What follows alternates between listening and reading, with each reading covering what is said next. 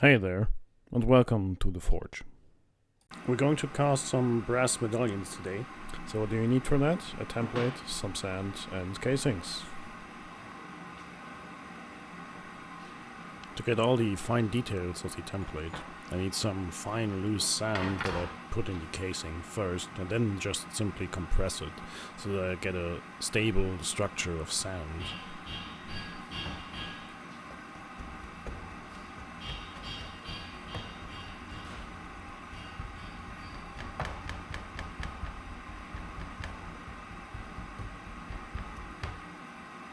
The last layer of sand is just simply to fill the casing, so it doesn't really matter what consistency the sand has.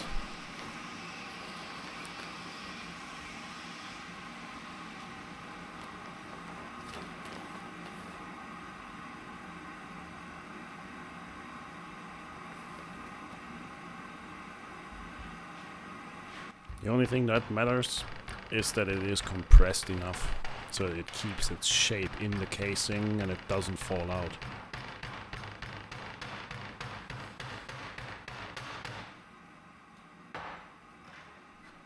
I am scraping off any excess material with a large metal ruler, since the casing needs to be standing more or less level.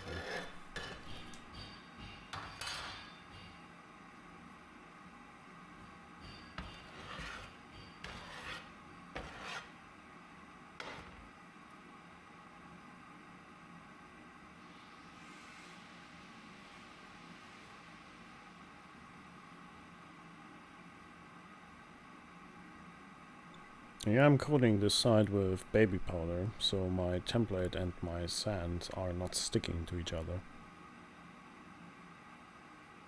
And then I just simply hammer the template in.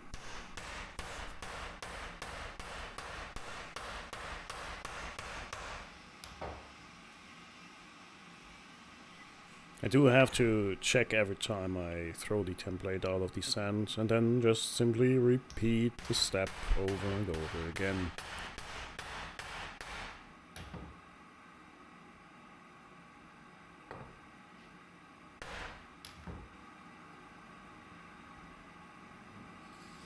We were not really sure which was the best approach to cast these medallions, so I tried to do an open cast and a closed cast and see which had the best results.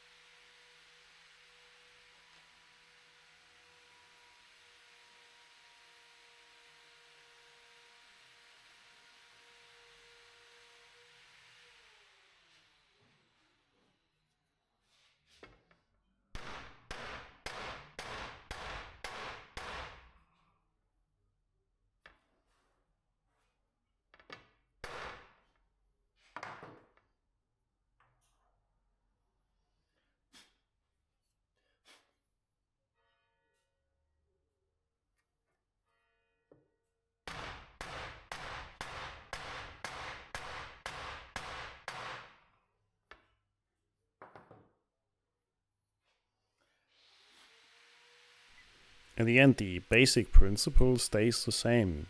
Put some sand in, hammer a template in, and then pour liquid metal in it. But this time I needed to use a little metal bead to find the center when I put the other side of the casing on it. It is rather important to know that, since I need to create a little channel where I actually can pour the metal in. So with this little trick, it is rather simple, if you place the top of the other casing the right way around, which I didn't.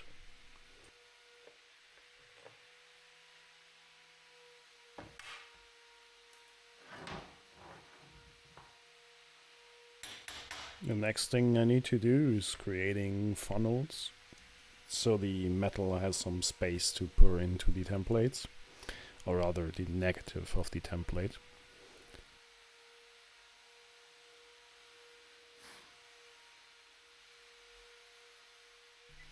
Every little piece of sand that stays in there will prevent the metal from filling it. So the best way to get rid of it is just blowing it out.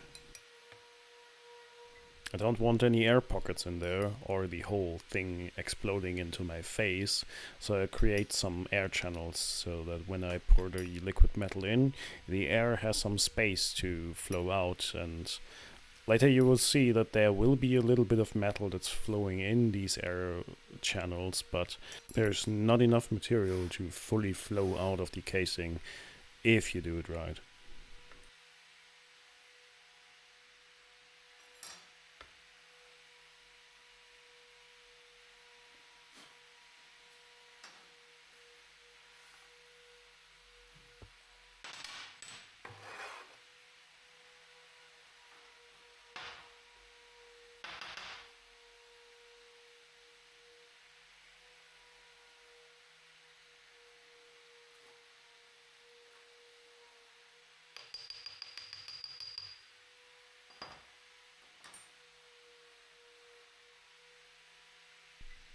Adding a little cone on the inside helps with the flow of the liquid metal, and adding a little bit larger cone on the outside helps with aiming liquid metal into a little hole. It is rather difficult to hit that precisely, so every bit helps.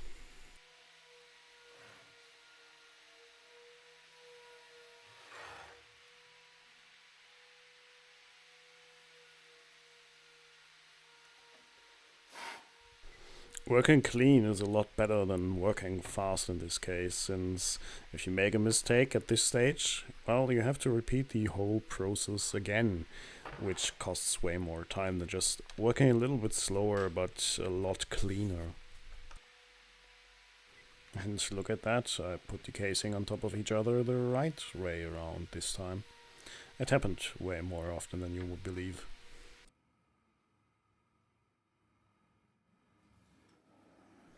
Well, that's not liquid at all, so let's wait a little while longer.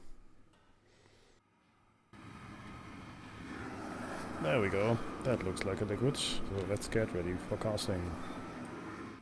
So right before I can cast, I need to get rid of all the slag that is floating on top of my liquid metal.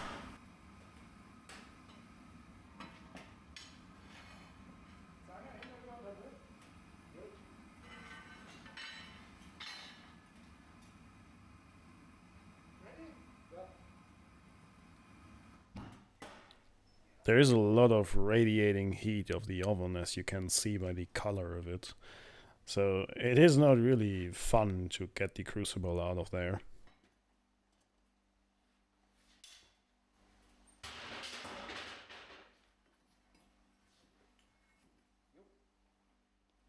Casting the medallions open was not really successful, since the metal retracted a lot quicker than expected and erased most of the fine lines. And I couldn't really figure out how to cast them consistently in the same quality, which was obviously needed. Most of the medallions here were scrapped again and melted down.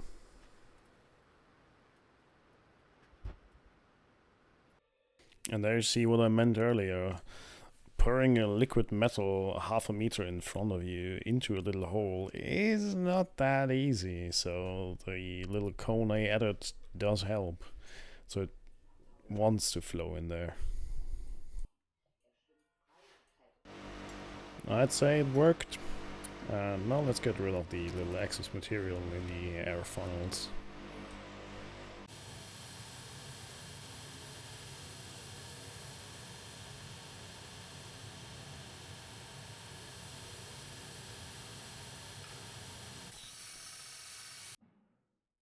I spared you a ton of grinding footage. So now I need to stamp every little medallion. It's just simply the production date, so, well, let's speed this up a little bit more.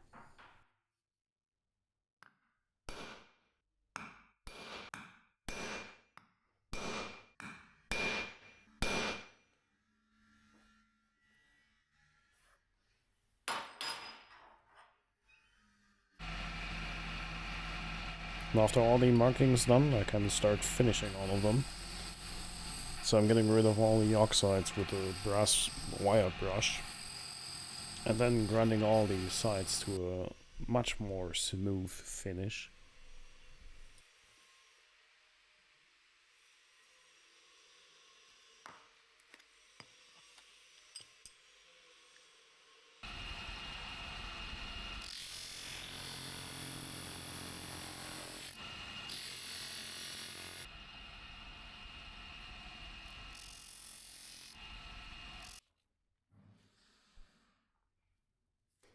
With all the oxides off and no fingerprints on there, we can give them their final little touch, because they are way too shiny and they will get darker over time anyways.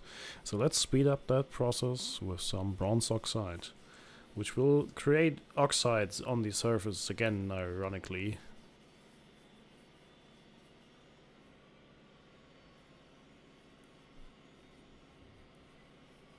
And with the bronze finish done, the video comes to an end as well. I hope you like this little bit different work for blacksmith, and I see you in the next video.